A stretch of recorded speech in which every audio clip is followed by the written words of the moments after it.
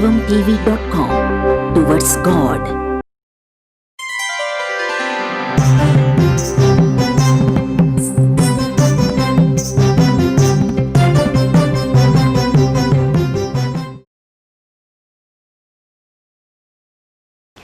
నమస్కారం.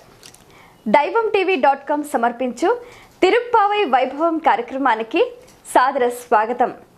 28వ పాశ్రంలో గోపికలంతా కూడా మేము చేసిన పుణ్యం అంటూ ఏమీ లేదు, నీవే మా పుణ్యము, మేము తెలియక చేసిన తప్పులను క్షమించు, అలాగే నీకు మాకు మధ్య ఉన్న సంబంధం పోగొట్టేది కాదు, మమ్మల్ని దయచూపు రక్షించు కృష్ణ అంటూ ఎంతో ఆర్తితో స్వామివారిని వేడుకుంటారు. మరి 29వ పాశ్రంలో ఆండాళ్ తల్లి మనందరికీ ఏం చెప్పబోతుందో గురువుగారిని అడిగి తెలుసుకుందాం. నమస్కారం అండి. శుభం భూయాత్. నీడాతుంగస్తనగిరితటీ సుప్తముదుబోధ్య కృష్ణం పారాఠ్యం స్వం సవిజ్ఞాపయంతే సోచ్చిష్టాయాం సజిని గడితం యా బలాత్కృత్య భుంక్తే గోదా తస్యై నమే విధం భూయయే వాస్తు భూయః కర్కటే పూర్వఫల్గుణ్యాం తులసీ కాననోద్భవాం పాండ్యే విశ్వంభరాం గోదాం వందే శ్రీరంగనాయకీం ఆండాళ్ దివ్య తిరువళిగళే శరణం కన్యాభరణి సంజాతం బాధూరకురభూషణం శ్రీరంగార్య గురోః పుత్రం షఠగోపమహం భజే అస్మత్ గురుభ్యో నమః. భగవద్ బంధువులరా, 28లో గోపికలు తమ హృదయాన్ని ఆవిష్కరించారు. మేము ఏవో పుణ్యకార్యాలు చేసి మేము చేసిన పుణ్యకార్యములతో నీ దగ్గరికి చేరటం అనే మాట కళ్ళ ఎవ్వరూ చేరలేదు. తాము చేసిన పుణ్యకార్యమే భగవంతుణ్ణి చేరుస్తుంది అనే మాట అసంభవం, అది తప్పు, అజ్ఞానం చెప్పే మాట. ఎందుకంటే ధర్మశాస్త్రం భగవంతుణ్ణి చేర్చేది భగవంతుడే, మనం కాదు, మన కర్మలు కాదు. తెలుసుకోవాలి. చాలామందికి శాస్త్రం తెలియదు. పిల్ల బాగా ఏడుస్తుంది, తల్లి వచ్చి తీసుకుంటుంది కదా. దానికి అర్థం ఏంటి? పిల్ల ఏడిస్తే తీసుకొచ్చిందే. తల్లి తీసుకోవటానికి పిల్ల ఏడుపు కారణమా, తల్లి ప్రేమ కారణమా? ఏం చెప్తారు? తల్లికి ప్రేమ లేదనుకోండి, ఏడవని కదే వేడు అంటే ఏం చేస్తావు? తల్లికి ప్రేమ లేదు, ఏడు ఎంతసేపు పెడుతూ చూద్దాం, నేను తీసుకోను అని తల్లి కూర్చుంటే ఏడిపి ఏం చేస్తుంది కదా. తల్లి ప్రేమే పిల్లను దగ్గరికి తీసుకుంటుంది, భగవంతుని కరుణే జీవుని దగ్గరికి తీసుకుంటుంది. ఈ రహస్యం తెలుసుకోవాలి. నేను గుడికి పోయాను, నేను గోపురాలు కట్టాను, నేను ప్రదక్షిణాలు చేశాను, ఇవేవి కావు. ఇవన్నీ నువ్వు చేయలేదు. పరమాత్మకు నీ మీద ప్రేమ కలిగి నీతో చేయించాడు. అది కరెక్ట్. చేయించేవాడు వాడు, చేర్చుకునేవాడు వాడు. మనకు మరే యోగ్యతేది లేదు. ఇది 28వ పాశ్రం చెప్పే మాట. అద్భుతమైన జ్ఞానం. ఆండాళ్ తల్లి గోపికల పేరుతోటి సకల ఉపనిషత్ వేదాంత తత్వ రహస్యాన్ని బోధించింది. మాకే పుణ్యం లేదు, మాకేమీ జ్ఞానం కూడా లేదు. పుణ్యం చెయ్యాలన్న జ్ఞానం కూడా లేదు మాకు. పుణ్యమే కాదు, పుణ్యం చెయ్యాలన్న జ్ఞానం కూడా లేదు. నువ్వు ఉన్నావు, నువ్వు మా కోసం వచ్చి పుట్టావు, మా దగ్గర పెరిగావు, ఆ పుణ్యం చాలు మాకు. ఒకసారి వచ్చిన తర్వాత మన సంబంధం పోదు, ఇలాగే ఉంటుంది. అందువల్ల తెలియక తప్పు చేస్తే క్షమించు, దగ్గర తీసుకో, కరుణించు అని చెప్పి ఇంకొంచెం లోతుకు వెళ్ళి, ఇది 29 మనం పాసురాన్ని చెప్పుకుంటున్నాం. ఇప్పుడు చాలామంది అడిగారు పర అంటే ఏమిటి, పర ఏమిటి, ఇక్కడ చెప్తారు. వాస్తవంగా గోపికలు తమ మనస్సులో ఉన్న కోరిక ఏదో చెప్పే పాత్రం ఇది. சித்தும் சிறுகாலே வந்து உன்னை சேவித்து உன் பொந்தாமராடியே పోత్తు పొరులు కేళాయ్. స్వామి, చిత్తుం సిరుగాడే, చాలా చిన్న చాలా తెల్లవారుజామున, అంటే బ్రాహ్మీ ముహూర్తంలో, ఇంకంతకంటే ముందు మాకు నిద్ర పడితే కదా లేవటానికి, మేము అప్పుడే లేచాం. అంత రాత్రి వందు మేము స్వయంగా నడిచి నీ కోసం వచ్చాం. ఇదో తప్పు. శాస్త్రం ప్రకారం మనముగా మనం వెళ్ళకూడదు. స్వామి వివేకానంద రావాలి. రక్షించేవాడు ఆయనే, మనకే సంబంధం. మనం ప్రయత్నం చేయకూడదు. సర్వధర్మాన్ని పరిత్యజ్య మామేకం శరణం. నీ ఇష్టం నైనా రక్షిస్తావా శిక్షిస్తావా నీ ఇష్టం ఉంటా. భార్య తనకు తానుగా భర్త దగ్గరికి పోకూడదు అనేది శాస్త్రం. భర్తే రావాలి భార్యకి. అందుకే లంకలో హనుమంతుడు నా వెంట రామ్మ అంటే సీతమ్మ నేను రాను, ఆయన రావాలని. నేను రాను, అది నా డ్యూటీ కాదు, ఆయన డ్యూటీ. ఆయన రావాలి, శత్రు సంహారం చెయ్యాలి, నన్ను తీసుకొని పోవాలి. నేను వెళితే స్వాతంత్రం నాది అవుతుంది. స్వాతంత్రం నాకు లేదు. నాకైనా చెప్పలేదు రక్షించుకోమని. ఆపద వస్తే నిన్ను నీవు రక్షించుకో అని నాకైనా చెప్పలేదు. అందుకే వెళ్ళాను, నాకు దాకా వచ్చాను. ఇప్పుడు ఎట్లా వస్తాను నీ ఎంబడి? నీ పని వార్త చెప్పడం, వార్త తీసుకోపోవడం, నన్ను తీసుకుపోవడం కాదు. ఇది జీవధర్మం. సీతమ్మ అంటే జీవుడు, రాముడు అంటే పరమాత్మ, హనుమంతుడు అంటే గురువు.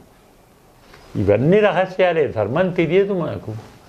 అందుకే మాకు మేముగా ఉండబట్టలేక వచ్చాం. న్యాయంగా ఉండాలి. మేము ఇక్కడ, నువ్వే రావాలి, మా దగ్గరికి నువ్వు రావాలి. అంత ఆలస్యం సహించలేక, నిన్ను చూడకుండా, నీతో మాట్లాడకుండా బతకలేక వచ్చామయ్యా. ఇంకో తప్పు చేశాం. పొద్దున్నే లేచాం, చాలా పొద్దున్నే లేచాం, అంతరాత్రి లేచాం, నడిచాం, వచ్చాం. అంతేనా? ఉన్నవి సేవించాం. పైనుంచి దగ్గర రావటమే కాదు, స్వామి వచ్చి కూర్చుంటే అప్పుడు మనం సేవ చేయాలి.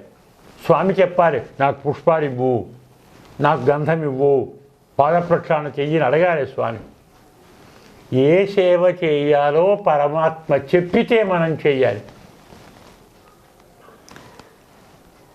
ఎందుకంటే ఒక రహస్యం చెప్తాను. ఎంత లౌకికంతో పాటు వేదాంత రెండునే ఇందులో తెలుసుకోవాలి. భార్య చక్కగా వంట చేసింది, 2-3 కూరగాయలు మంచిగా రుచిగా చేసింది, భర్తని పిలిచింది, కూర్చోబెట్టింది, వడ్డించింది. వీడు మౌనం కలుపుకొని వండుకొని తిని లేచిపోయి ఎలా ఉంటుంది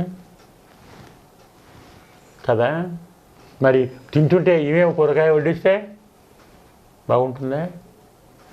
తినేవాడు ఏం చేయాలి? ఫలానా కూర పరమాదు కొంచెం ఉంచు, ఫలానా కూరగాయ ఉంచు, ఎంత బాగా చేసావు అని అడిగి వడ్డించుకుంటే భార్యకు ఆనందం, సంతోషం.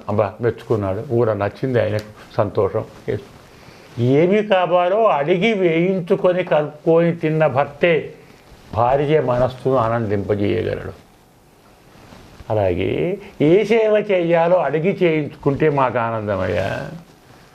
నువ్వు చేయించుకోవాలి సేవ, మేము చేయడం ఏంటి? మాకు స్వాతంత్రం లేదు.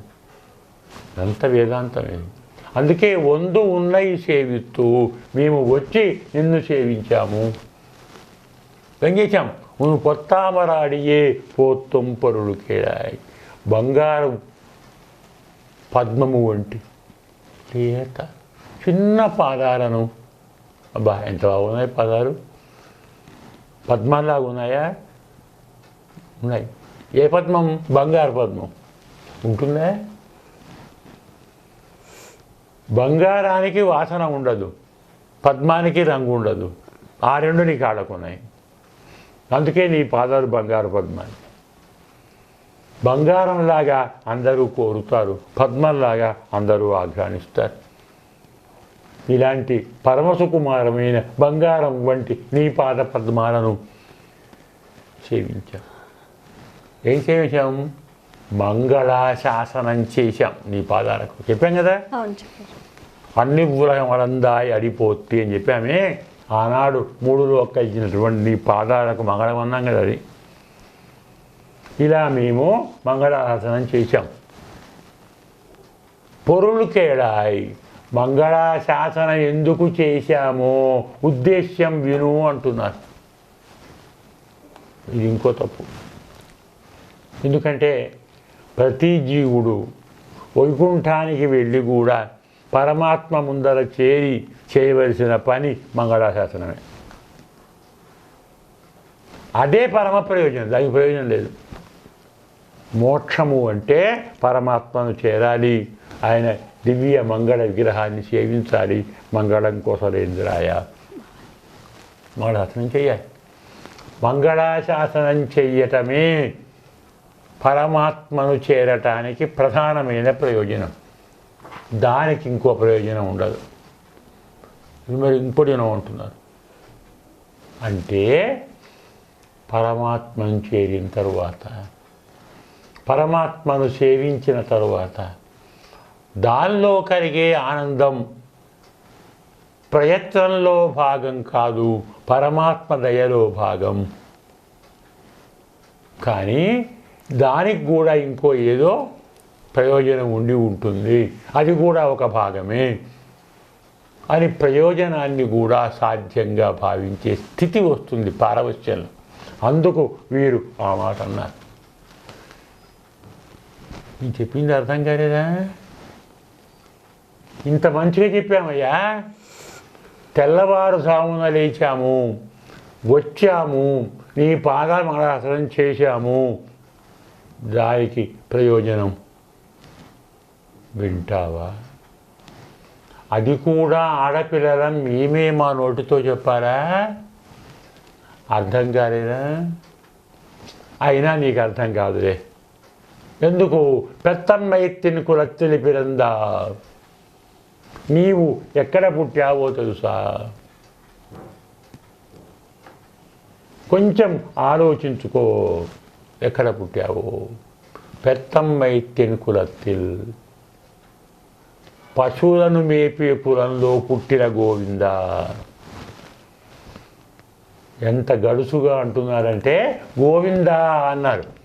గోవింద అంటే వైకుంఠంలో ఉంటాడు, లేదు క్షీరసాగరంలో ఉంటాడు, నాకేమనుకుంటావు అని పెత్తమ్మెత్తిన కులత్తిలి పిరంద. పశువులను మేపే కులంలో పుట్టిన గోవింద అంటే ఎవరు? నువ్వే. వైకుంఠానికి మాకు సంబంధం లేదు. క్షీరసాగరం మాకొద్దు, ఇంకో అవతారం మాకొద్దు. నీవు పశువులను మేపేటువంటి కులంలో పుట్టావు. అందుకే మేము ఏం మాట్లాడుతున్నామో అర్థం కాలేదా? நீ குத்தேவல் எங்களை கொள்ளாமல் போகாது, నీ కుత్తేవల్ ఎంగళై కొల్లామలు పోగాదు. నీవు కోరి కోరి మా కులంలో వచ్చి పుట్టి మా దగ్గర పెరుగుతున్నావు కాబట్టి నీకు కావలసిన అన్ని రకముల కైంకర్యములు, సేవలు మాతోటే స్వీకరించాలి. ఇంకోళ్ళు చేస్తారు అంటే మేము ఒప్పుకోం. అలా కుదరదు, పోగాదు, కుదరదు. మాతో సేవలు తీసుకోకుండా ఉండటం కుదరదు. అంటే నీవు అన్ని కైంకర్యాలు మాతోటే చేయించుకోవాలి. నీవు స్వయంగా ఇక్కడ వచ్చి పుట్టావు, మా కులంలో పుట్టావు, మాతో పెరుగుతున్నావు, మాతో కలిసి ఉన్నావు కాబట్టి అన్ని కైంకర్యాలు మాతోటే తీసుకోవాలి. ఇద్దై పరగలువా. ఇదేనయ్యా పర అంటే. పర అంటే ఇదే. అంటే నీవు మాతో అన్ని విధాల కైంకర్యాలు స్వీకరించడమే మా వ్రతానికి పర. అయితే తప్పెటలు తాళాలు మాకెందుకు నువ్వు ఉండే, నువ్వే మా తప్పెట, నువ్వే మా తాయి.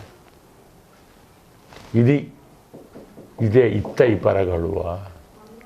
అందుకే అనుహాను గోవింద, తక్కిందేవి మాకు అవసరం లేదు. అవి మళ్ళా చెప్తుంది గోవింద, అవేవి కావు, ఇదే ఇందులో చెప్పి ఎత్తయిక్కుం ఏడేడి పిరవిక్కుం ఉందన్నోడు తోమే ఉనక్కే నామాడు చెయ్యోం మత్తనంకా మంగళు మాస్తూ. నీకు మాకు ఉన్నటువంటి సంబంధము ఏడేడు పిరవిక్కుం, 7 జన్మలలోనూ, ఒక జన్మ కాదు, 7 జన్మలలోనూ ఉన్నన్నోడుతోమే యామోం, మేము నీతోటే కలిసి ఉండాలి. అన్ని జన్మలలో మేము నీతోటే కలిసి ఉండాలి. ఉనక్కే నాం ఆట చెయ్యోం, నీకు మాత్రమే మేము అన్ని సేవలు చెయ్యాలి. ఉనక్కే నీకే నాం మేము ఆట్ కైంకర్యము చెయ్యోం చెయ్యాలి. నీకు మాత్రమే చెయ్యాలి, ఒకటి కాదు, ఆట్ చెయ్యవు, అన్ని కైంకర్యాలు చేయాలి. నీకు దప్పయింది నీళ్ళు ఇవ్వాలి, ఆకరైంది అన్నం పెట్టాలి, చలయింది వస్త్రం ఇవ్వాలి, తాంబూలం మేము ఇవ్వాలి. తాంబూలం వేసుకొని వెళ్ళినప్పుడు బయటకు వదిలిపెట్టాలి కదా, ఆ పాత్ర ఉంటుంది, పతద్గ్రహ పాత్ర అంటాం, దాన్ని మేమే పట్టుకోవాలి. నిన్ను మేమే కూర్చోబెట్టాలి, నిన్ను మేమే లేబెట్టాలి. ఒకటేమిటి, ఆంతరంగిక ఎంకిర్యాలు అంటే ప్రైవేట్ ఏకాంతంగా సేవ చేస్తారు కదా, అది కూడా మేమే చేయాలి. బహిరంగం కాదు, బహిరంగంగా ఏకాంతంగా చేయవలసిన అన్ని సేవలు నీకు మేమే చేయాలి. మత్తనంకా మంగళు మాస్తూ. ఇంతకు మించి వేరే కోరికలేవి మాకు వద్దు. ఇది మనం నేర్చుకోవాలి. ఇలా స్వామిని ప్రార్థించాలి. పరమాత్మ, నీకు చేయవలసిన అన్ని కైంకర్యములు మేమే చెయ్యాలి, ఇంతకంటే మాకు వేరే కోరికలేవి కలగొద్దు. ఎంత మంచి మాట, ఎంత అద్భుతమైన ప్రార్థన. ఇది మనం ప్రార్థన చేస్తూ ఉంటే కొన్ని జన్మల కన్నా మనకున్న కోరికలు పోతాయి. ప్రధాన శత్రువు జీవునికి కోరిక కదా. కోరిక ఉంది అంటే భగవంతుణ్ణి మర్చిపోతాం. భగవంతుణ్ణి కూడా అడుగుతాం కోరిక తీర్చమని. ఆయన ఉన్నాక కోరికకి ఇంకా మనకు ఆ జ్ఞానం లేదు. అంటే భగవంతుణ్ణి ప్రేమిస్తున్నావా, కోరికను ప్రేమిస్తున్నావా? కోరికని. అందుకే అండాడు తల్లి, ఇలా చెప్పురా స్వామి ముందర, నీ కైంకర్యం కంటే మాకు వేరే కోరికలేవి కలగొద్దు. ఇది అన్ని వేదాల సారం. జీవుడు సంసారాన్ని వదిలిపెట్టి మోక్షానికి పోవాలంటే కోరికలను జయించాలి. కోరికలను మనం జయించలేము, పరమాత్మే కలిగించకుండా ఉండాలి. అందుకే తల్లి మత్తనంకా మంగళు మాస్తూ, ఇంతకంటే వేరే కోరికలు మాకొద్దు. ఎంతకంటే నీకు కావలసిన బహిరంగ రహస్య ఏకాంత అనేకాంత ఆంతరంగిక సకల విధ కైంకర్యాలు చేయటం తప్ప మాకు వేరే కోరికలు వద్దు. నీకు మాకు ఉన్న సంబంధం 7 జన్మలకైనా పోయేది కాదు. నీవు మాతోటే అన్ని కైంకర్యాలు చేయించుకోవాలి. ఇదేనయ్యా, ఇదే మా పర. ప్రసాదించవయ్యా. ఓపికలు ఇంకా చాలా ఉంది. ఇవన్నీ సకల ఉపనిషత్ సారం. అరగంట, పావు గంట, గంట చెప్తే అయ్యేది కాదు. ఎంతో కొంత విషయం సారం తెలియాలి కాబట్టి తత్వసారం వివరించాం. ఈ పాచురాన్ని ప్రతిరోజు స్వామి ముందర భావంతో చదువుకొని ఆ భావాన్ని మీరు అని, స్వామి నిరంతరం మేము నీ కైంకర్యాలు చేయాలి, నీ కైంకర్యాలు చేయటం కంటే వేరే కోరికలు మాకొద్దు అని స్వామి ముందర రోజు విజ్ఞాపన చేస్తే మన జన్మ ధన్యమవుతుందని ఆండాడు తల్లి మనకు ఉపదేశం చేసింది.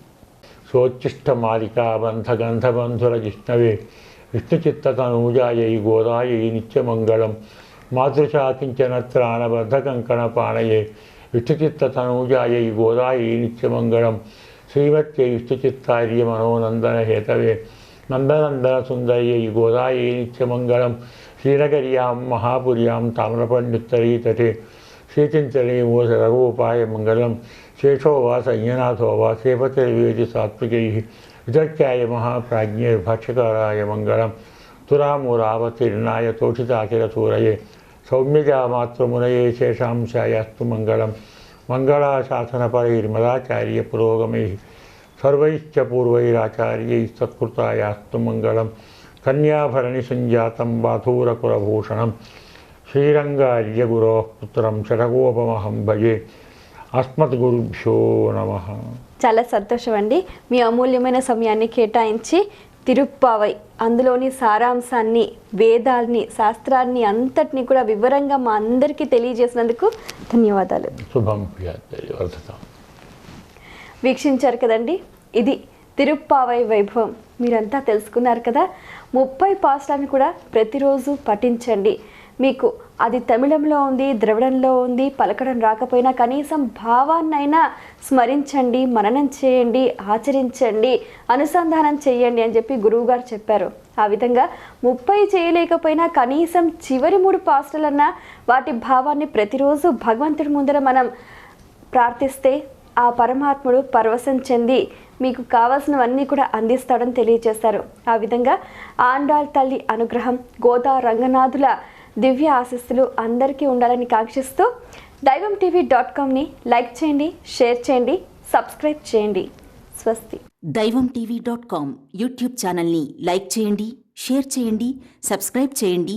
నోటిఫికేషన్స్ కోసం బెల్ ఐకాన్ని ప్రెస్ చేయండి.